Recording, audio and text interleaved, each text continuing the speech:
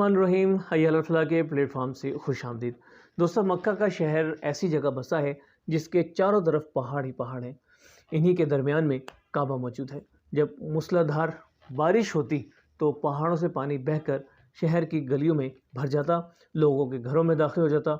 और इन दिनों काबा की दीवारें नीची थीं और इस पर छत भी न थी, इसलिए कई मरतबा ऐसा होता कि सैलाब से काबा की इमारत को नुकसान पहुंचता। यह देखकर मक्का वालों ने सोचा कि काबा की इमारत को फिर से ऊंचा और मजबूत करके बनाया जाए। इत्तफाकन उस वक्त मक्का की बंदरगाह, जिसका नाम जद्दा था, सौदागरों का एक जहाज़ आकर टूट गया। कुरैश को खबर लगी तो एक आदमी भेजकर जहाज़ के तख्ते खरीद लिए। अब कुरैश के सब खानदानों ने मिलकर काबा की तामीर का काम शुरू किया। काबा की पुरानी दीवारों में एक काला पत्थर, जिसे हिजरा अस्वद कहते हैं, भी लगा हुआ था। ये पत्थर उस वक्त भी बड़ा मुतबर्रिक समझा जाता था और आज भी समझा जाता है और क़यामत तक समझा जाता रहेगा।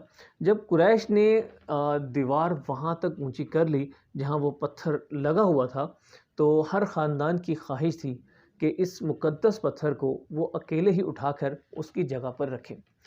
तो नौबत यहाँ तक पहुँची कि तलवारें निकल आईं।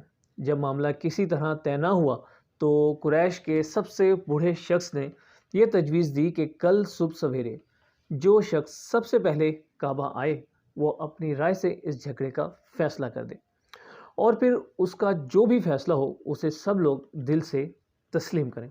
सब ने इस राय को पसंद किया। अब अल्लाह की करनी देखें कि अगले दिन सुबह सवेरे जो सबसे पहले काबा में पहुँचे वो हमारे प्यारे नबी सल्लल्लाहु अलैहि वसल्लम थे। आप सल्लल्लाहु अलैहि वसल्लम को देखकर सब खुश हो गए। आप सल्लल्लाहु अलैहि वसल्लम ने इस मसले का हल ये निकाला कि एक चादर मंगवा कर उस पे पत्थर को रखा और हर कबीले के सरदार को कहा कि वो इस चादर के एक एक कोने को थाम लें और ऊपर को उठाएं। जब पत्थर चादर समेत अपनी जगह पर आ गया तो आप सल्लल्लाहु अलैहि वसल्लम ने अपने मुबारक हाथों से उसको उठाकर उसकी जगह पर रख दिया, और इस तरह अरब की एक बड़ी लड़ाई जो है वो हमारे प्यारे नबी सल्लल्लाहु अलैहि वसल्लम की तदबीर से रुक गई। दोस्तों, कुरैश के शरीफों का सबसे बाइज़्ज़त पेशा उन दिनों सौदागरी और तिजारत था। जब हमारे प्यारे नबी सल्लल्लाहु अलैहि वसल्लम कारोबार संभालने के लायक हुए तो इसी पेशे को इख्तियार किया। आप सल्लल्लाहु अलैहि वसल्लम की नेकी, सच्चाई और अच्छे बर्ताव की शोहरत थी, इसीलिए इस पेशे में कामयाबी की राह आपके लिए बहुत जल्द खुल गई। हर मामले में सच्चा वादा फरमाते और जो वादा फरमाते उसको पूरा भी करते। आप सल्लल्लाहु अलैहि वसल्लम की तिजारत के एक साथी अब्दुल्ला बयान करते हैं कि एक बार मैंने आप सल्लल्लाहु अलैहि वसल्लम से उस ज़माने में ख़रीदो फ़रोख्त का एक मुआहदा किया। बात कुछ तय हो चुकी थी और कुछ अधूरी थी। मैंने वादा किया कि फिर आकर बात पूरी करता हूँ, और ये कहकर मैं चला गया। 3 दिन के बाद मुझे अपना वादा याद आया। दौड़ कर आया, देखा तो आप सल्लल्लाहु अलैहि वसल्लम उसी जगह तशरीफ़ फरमा थे और मेरे आने का इंतज़ार कर रहे थे। आप सल्लल्लाहु अलैहि वसल्लम की पेशानी पर मेरी इस हरकत से बल तक नहीं आया। नरमी के साथ बस इतना ही फरमाया, तुमने मुझे बड़ी ज़हमत दी, 3 दिन से बैठा यहीं इंतज़ार कर रहा हूँ। तिजारत के कारोबार में आप अपना मामला हमेशा साफ़ रखते थे।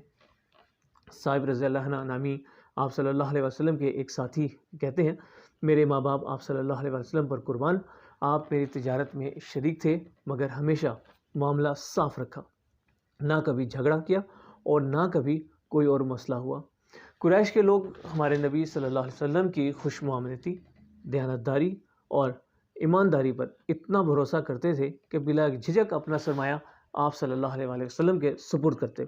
बहुत से लोग अपना रुपया पैसा आपके पास अमानत रखवाते थे और आप सल्लल्लाहु अलैहि वसल्लम को अमीन यानी अमानत वाला कहते थे।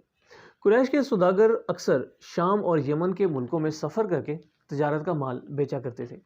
आप सल्लल्लाहु अलैहि वसल्लम ने भी तिजारत का सामान लेकर इन्हीं मुल्कों का सफ़र किया।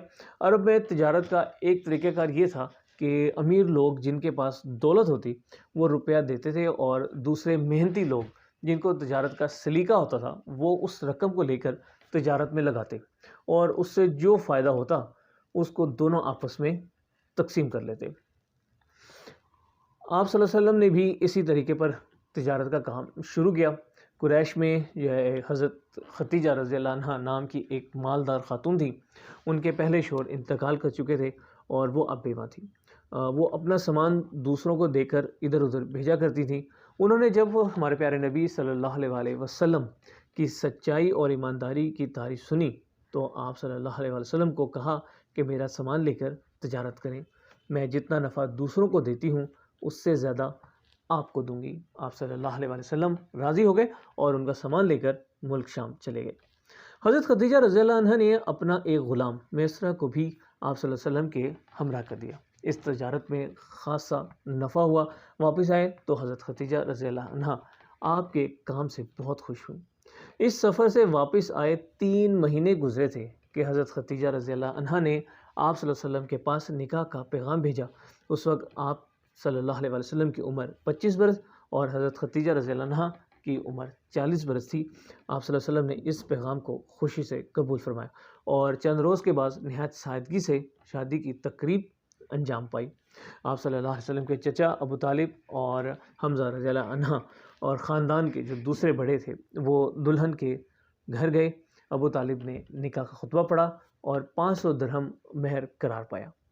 اب دونوں میاں بیوی ہنسی خوشی رہنے لگے. تجارت کا کام اسی طرح چلتا رہا اور آپ صلی اللہ علیہ وسلم عرب کے مختلف ملکوں میں آتے جاتے رہے اور آپ صلی اللہ علیہ وسلم کی نیکی، سچائی اور اچھے اخلاق کا ہر طرف چرچا تھا.